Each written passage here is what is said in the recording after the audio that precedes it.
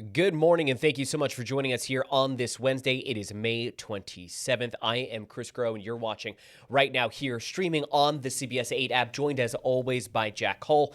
And we've got a lot of headlines to jump into, stories to pick up, including one that actually picked back up just yesterday, Jack, and that, of course, being the murder trial of Larry Millete. We had the holiday break on Monday, but things got right back into it on Tuesday. Yeah, returning to cross-examination, a heavy focus on investigators, detectives, people who are responsible with forensic analysis, all the stuff we're going to break down today. Yeah, so let's dive right back into it. Testimony in the Millete murder trial actually picked back up, and proceedings focused on what Chula Vista police found at the couple's home in the days after Maya Millete disappeared. The mother's body has never been found, and her husband, of course, Larry, is charged with her murder. Cameras not allowed inside of the courtrooms. Any of the footage that you see, that is from previous court proceedings, like what you're seeing right there. News 8's Jetty Day was in the courtroom taking notes and has the latest from the South Bay Courthouse. It's now been nearly 2 days of questioning for Chula Vista police, including the officers who first responded to her home after Maya's sister called 911, saying no one had been able to get in touch with her. So officers testified saying there was no sign of a struggle, no obvious blood found in the home, but they also say there were no signs that she left on her own. For example, the suitcases were there, her car, credit cards left out on the desk. They also say they checked with Border Patrol, checkpoints, and Ubers, and they say there is no evidence Maya ever left that home. We are now in week 2 of the Millete murder trial. The big takeaways from Chula Vista police testimony include a letter Maya wrote to Larry 4 months before she vanished. All that was searched and seized as the investigation evolved, and what turned up in those searches. Chula Vista police say this letter, shown today and during the preliminary hearing, detail how unhappy she was in their marriage. Maya writing in part, "We are fighting, it's unhealthy, it's toxic. Let me find my peace. I cannot find it with you." When officers initially arrived at the house, they say Larry let them in. The kids were asleep. He was still optimistic Maya would return from a hike, but Maya's sister was concerned. Officers interviewed them each separately and spent a few hours searching the home. Officers testified while showing footage of their body-worn cameras that there were no signs of foul play. The defense noting Larry fully cooperated. 2 weeks and 2 days later, several search warrants were issued for cell phones, tablets, hard drives, and vehicles. 9 months later, Larry's office was searched. Photos of his family were up in his cubicle. Any and all evidence was bagged and transported to the crime lab. Chula Vista police say searches found on a home computer include how to mentally torture someone and can you track an iPhone if it's on airplane mode. They also seized the couple's Lexus and Jeep. Prosecutors say Larry used the SUV to dump Maya's body some 200 miles away. The detective said he noticed a spot and some streaking from a liquid on the side walls and cargo mat, but the product luminol that can detect the presence of blood, even if attempts have been made to clean up, only showed further testing was needed. 2 digital forensic examiners took the stand next, saying one examined Maya's work computer, another extracted data from their vehicles. The defense arguing it's possible data can be lost if not done properly. Reporting in Chula Vista, Jenny Day, News 8. I think one of the biggest takeaways from what we heard from Jenny, from Kelly, et cetera, is, these, again, we've said this multiple times, but it remains so important. It's important that we underscore it. This is a circumstantial trial. There's not a body. So a lot of the things that you're going to be hearing out of this courtroom and in our reports is going to be all of the peripheral pieces of evidence that you're seeing around what would be the smoking gun, that being these blood stains, these alleged blood stains. I want to make sure that's clear, but that's what the prosecution is trying to imply, that those are in fact blood stains. Different sort of cleanup strategies, I'd say. Everything that we saw Larry do in the wake of when they're alleging Maya was killed by him. And so far, this is where really we're going to see the defense hammer home their case, at least in my analysis, at least so far, I think. Of course, this is expected to be a 3-month trial. That's what all of our projections were before this started. So there's a lot of time left. But we saw last week a lot of it was establishment of Larry's character, his relationships with family members, Maya's relationship with family members, Maya's relationship with friends. And a lot of the things we saw from the defense was, did you see him do anything explicitly violent? We've seen various pieces of evidence about her concerns about violence, obviously her dissatisfaction with the relationship, her wishes for a divorce, that being spoken with friends and family members. But oftentimes we saw the defense say, prove it. You know, did you notice anything like that? We're talking about what Maya said. What did you see? And now we're seeing it again, but in the context of the investigation and the detectives. I was going to say, you can almost see sort of the flow of the presentation, if you will. So part one, who is Maya? What is her character? Let's prove to this jury, or convince them, I should say, that Maya is someone who would not leave on her own, because they are trying to combat the doubt that is then coming during cross-examination, which of course is that either Maya left on her own or there was another suspect. So they can't fight both those battles. So what they're doing is they're saying, hey, look, with our first presentations, our first witnesses that we're calling up, we are diving into who is Maya, what kind of a mother is she, what kind of a daughter is she, what kind of her sister is she, but then also this is what those people who love her so much had to say and were worried about the relationship. And now we're getting into the investigation, right? You, Chula Vista Police Department, what evidence did you gain to feel that despite the fact that there is no body, you believe that there is a crime that has been undertaken that led to her disappearance, and that crime being murder? And of course, you're going to see the defense start to poke holes, because even the alleged blood is circumstantial. It's not hard proof. It's not blood. As we heard from Jenny Day there, the testing showed it needed further testing. Now it's not clear based on the notes and the reporting that we've seen right now if we're awaiting further testing, if that just means once it's done and it's kind of it needs further testing, if they ran out of the actual material, the test subject. Because one of the things that was our first question. We were watching that together. One of the things that I knew and I was looking up as I was compiling these notes, as I was reading off of it, is that a lot of the stuff that you see these forensic analysis individuals do when they're conducting these investigations is they're using, just like any other industry, these are products that are made by companies that are distributed out to people. So when I'm using, a product that my company or my police department purchases to conduct these forensic analyses, and they come up as inconclusive, well, you mentioned it. What does further testing mean? At what point do we start to see is that further testing necessary? Is that further testing something that is far out of our budget? Is it something that is, we don't know whether or not that there is a more conclusive method of doing it? Those are things that we don't know at this point, and we don't want to make assumptions as to. I think one of the first questions that we asked ourselves was, okay, well, this was done a long time ago. Why is it that it kind of sounded like, at least to us, that the train stopped there when it came to that blood analysis? However, we're not entirely sure of the details, the minutiae that goes into these investigations. So we don't want to make any assumptions as to whatever it is, because that's that first question is like, okay, you've had all of this time to do it. Why didn't you do it? And you want to approach that question in a cynical way. We're trying to avoid that, though, because we don't really understand what's going on. Yeah, I think that's definitely one of those questions where I think anybody that watched that story would have likely have picked that up and been like, huh, okay, well, what happened there? And that's just especially in a no-body trial. In a no-body trial. So I think this is a good opportunity. We've got some pretty good notes here from our team that have been going in and putting together what it is that they're seeing, just to sort of like go through what happened yesterday before we get ready for today. We have the benefit of a 90-minute show. We have nothing but time to really break down a lot of this stuff. So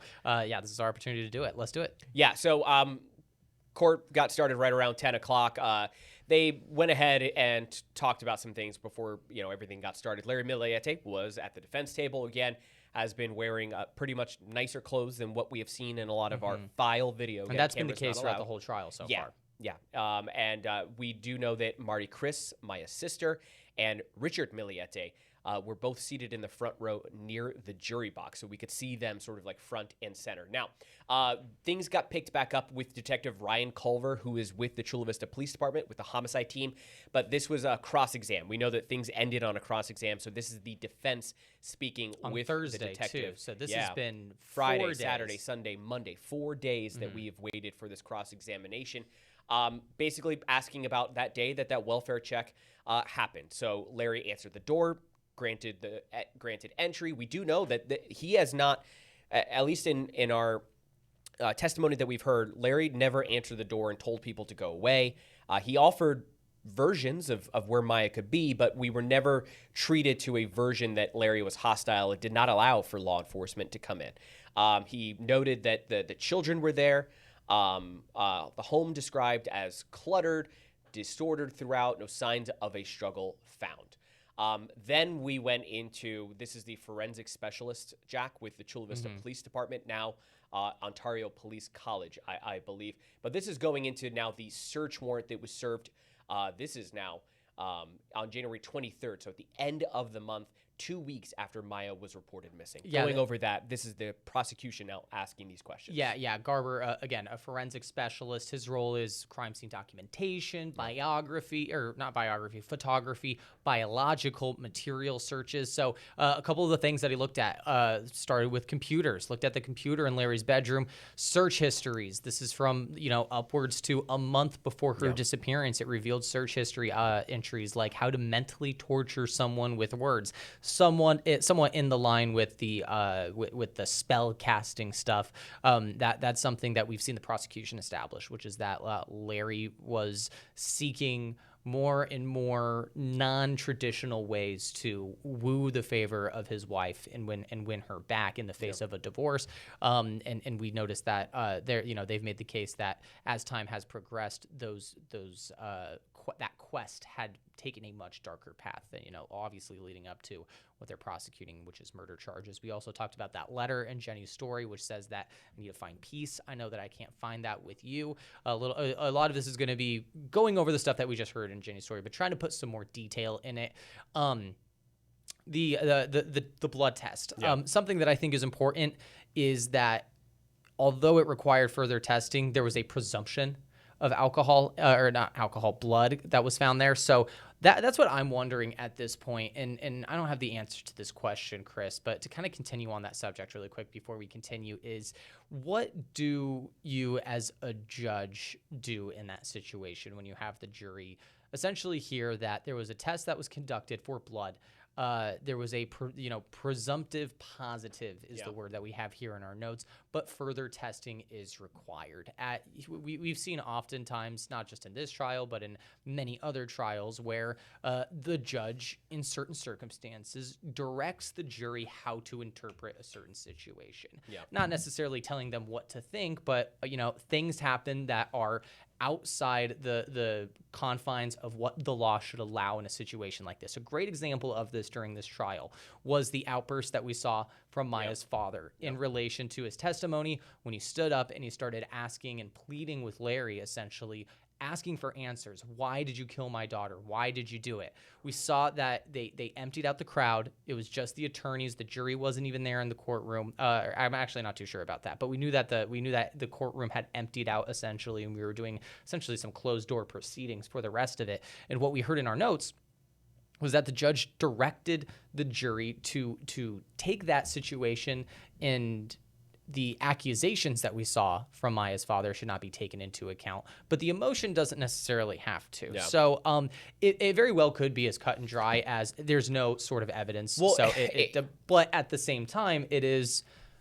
Yeah, you do sort of wonder, right? Because it's an inconclusive, which you can't sway either way which one it is. But, it's just always one of the things I wonder, because I think it's easy to kind of play, backseat quarterback when we're talking about a trial, and where it's like, okay, well, I think this person, committed this crime, or I don't think this person committed this crime. And we go off of what we feel a lot of times. And I think it's super easy when you're not in the courtroom to kind of set aside a lot of the nuances that you see in these trials. That's one of the things that in these proceedings specifically, I'm very curious about. Well, I'm curious, but also, does the judge have any responsibility if there's no objection? We did not hear, presumably, it was not noted in the notes, that there was an objection to that evidence being presented. And if it was, it seems likely that it was dismissed and not sustained because, or that it was allowed because we that would have been something that obviously we would have seen a note on. So I'm curious if the judge, because they were very clear about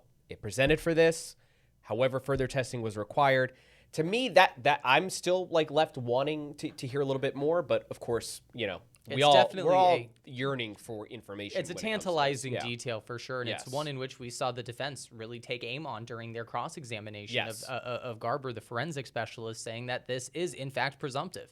Presumptive does not mean definite, and they're saying that they cannot confirm blood without further lab testing. Something else that I found interesting in their cross-examination was they compared this search. Again, Garber executed a search warrant alongside, Chula Vista Police Department, and et cetera, on January 23rd of 2021. That was 2 weeks after Maya had reported being missing, and they compared those photos to another search warrant that was executed at the home on July 1st. What they noticed and what the defense is saying is that a lot of items in the home were in the same positions, appeared to argue nothing was disturbed, playing on the idea of if he had something to hide, it would have been hidden already. Now, we do remember during our earlier breakdown of those 5 years that led to the trial, there was an instance where a neighbor reportedly saw Larry burning things in the backyard.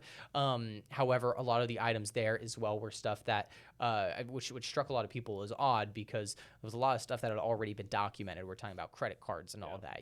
Just because you burn a credit card doesn't mean that you're burning a statement or that information can't be accessed in some other way, shape, or form. So I thought that was interesting as well. They also showed photos of Larry's Naval Medical Center workspace, family photos of Maya, kids at the desk, all of the stuff that was found during these search warrants being executed, stuff that were still remaining even after the months had passed. So trying to humanize Larry, essentially trying to do the same thing that they were saying to Maya. No, there's a lot of stuff about Maya. Maya would never miss Big Bear. Maya would never miss a lot of stuff like that. Obviously, it is in the defense's interest to do the same, to paint him as an equally devoted parent and partner. And all the flaws that they believe that Maya has, as that they have gone on to characterize. Now, the next witness that was called by the prosecution, and forgive me if I'm not saying the name correctly. I just we're reading this. We again unable to do recordings. I believe it's Amy Voigt. Though if it's Vought, you can send in some corrections, but as far as we know, it's Amy Voigt. This is the NCIS Cyber Division. So again, remember, Maya worked at a naval facility, and so you do have NCIS presumably get involved when there's the disappearance of one of their employees. Now, called in the next month after her disappearance, right? So February of 2021, to decrypt Maya's Navy-issued laptop for the Chula Vista Police Department. Created a forensic clone of the hard drive, decrypted and handed off readable image to CVPD. No cross-examination, or at least none listed in the notes. So this was one of those just sort of like, hey, you were the person who went ahead and did this for CVPD. Yes. Do you attest that this was done correctly, etc.? Now we're going to get into the person who actually handled that digital evidence. That was the next witness that was called. That would be Glenn Stark of Chula Vista Police Department, now retired. His role was to extract and to go through the digital devices for investigators. He used a couple of tools. These are programs called Celebrite, Magnet Axiom, and Gray Key. Then some vehicle forensics via what's called the Burla platform. So this is, from what I understand, trying to get the geolocation of the computer that is used by that truck, right? Digital footprint, digital Bluetooth, that stuff. Assumably so. Something that you'll mention here in the cross-examination is that Mr. Stark here, his role is not to examine digital evidence. It's to procure it. It's just to procure it. Right. So I believe We don't have anyone here in the rest of this. Of course, we're going to see testimony continue, especially now we're really hunkering down on the investigation as the next few days roll on and even far after that. So we'll probably get some more information as to what that examination specifically looked like. But yes, you know, a lot of digital platforms. I know that some of those searches that were being done in the initial weeks and months after Maya's disappearance kind of focused on where that car was. Yeah. They said that they had driven around 2.5 hours. The Lexus. Right? Lexus, Yeah. correct. From their home, and so there we saw the family, we saw volunteers, Mari Chris, kind of create a search radius. What are some locations that are this X distance, X miles from their home?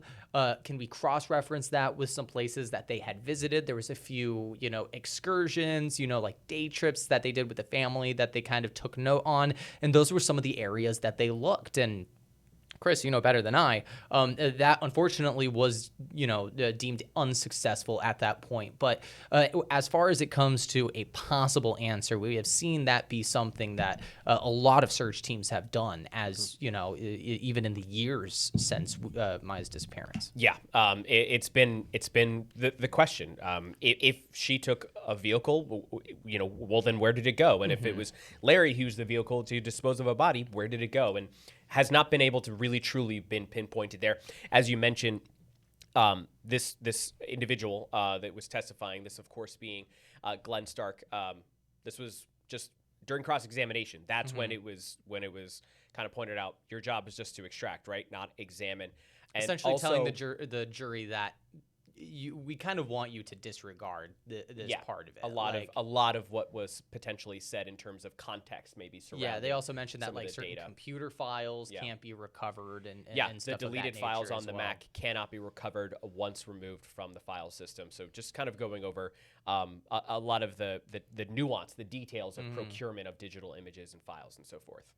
Yeah, and then this will follow up to the last witness that we'll talk about here today was Detective Sergeant Lorenzo Ruiz. Currently works in narcotics for the Chula Vista Police Department. Was a assisting detective, however, on January 11th of 2021, right after the disappearance of Maya. This is where it's going to be really interesting to kind of reframe the theory as to what we're seeing from the defense, as to perhaps Maya did this on her own willingly to live a life with someone else. Maybe it was the man that Jamie Laird, in which she had an affair with. Yeah. Maybe he could be a suspect for this.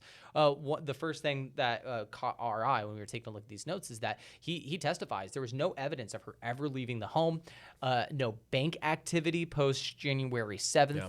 Auto payments only, but more specifically, no Uber and no border crossings. Yeah. They had tested, so, you know, essentially saying that if there is a situation in which she is alive, A, and B, not in the United States, that's either A, not possible, or B, had to have been done through some exterior, you know, third-party method, fake passport, smuggling of those sorts, which of course, is not impossible.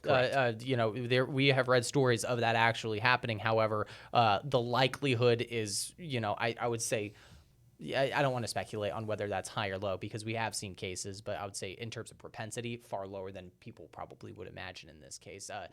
Continued stuff on Maya's laptop, over 16 million pieces of data. That includes maps, searches, social media, and of course the stuff that we've already talked about, which was questions about physical abuse in a domestic relationship, divorce info, family law facilitators going so far as to look for child support.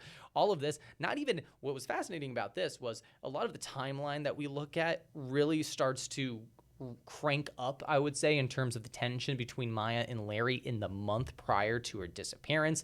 That's when we start to hear these reports of Mari Chris having the conversation with Maya about Larry's relationship with her, about the divorce, about a possibility of splitting a retainer, and et cetera. But we started to see these Google searches show up from August. So we know that, and I don't think that's surprising to a lot of people. Many times you know when your relationship is over long before you maybe do something about it for a multitude of different reasons. But to see that to kind of just see that timeline expand in the Go forefront beyond. because that's just not what we've seen recently. So. No, and I think it again lends credibility to some of the prior witnesses that said, that this sort of like came on and we decided to help her because a lot of them said we could feel something was off, and that lends itself to the whole idea that you never know what's going on. Something could be brewing behind closed doors. Some people could have, things going on, etc. Now it doesn't confirm anything. This is all circumstantial, is all being built up. That search history goes even to December 29th, which is just, I think that's like a week. That is a week prior to her missing, where she Googles child support. So that was pretty interesting too. Email that went out on August 2020, Maya asks Larry about the kids' schedule, and he replied they would spend time together as a family. So that was something else that was pulled up there as well too in terms of the emails. Then they kind of took a break. There were no more witnesses. They had the jury leave, and there were some discussions here afterwards that, of course, reporters are able to report on. We do not believe that Mari Chris is going to be getting back on the stand, so the prosecution does not intend to recall her.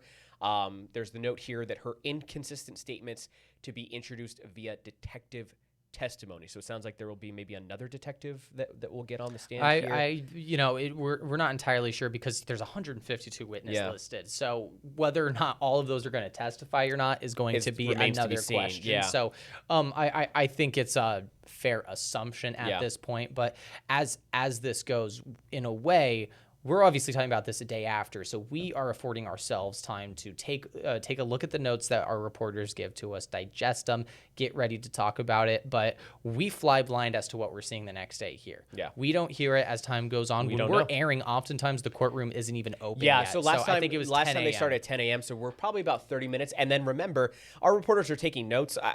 You're not oftentimes also then directly emailing out those notes too. Yes. Just, you're oftentimes just trying to make sure that you pay attention. And even in a situation like this where we do it on a shared document, we are reading it as it goes. Yeah. So sometimes we got it's very easy to just regurgitate what someone said as they type it, but we like to wait so that we can see the context of everything and start to digest it a little bit more. So what we know about who's going to be up next today is a little bit unknown. That'll something we'll dive into tomorrow, but we know that the prosecution intends to call Larry's father, potentially his mother, and his aunt as well. Something that was interesting is the question of whether they'll be permitted to sit in after they testify. We talked about this yesterday, or I believe we did it on Monday.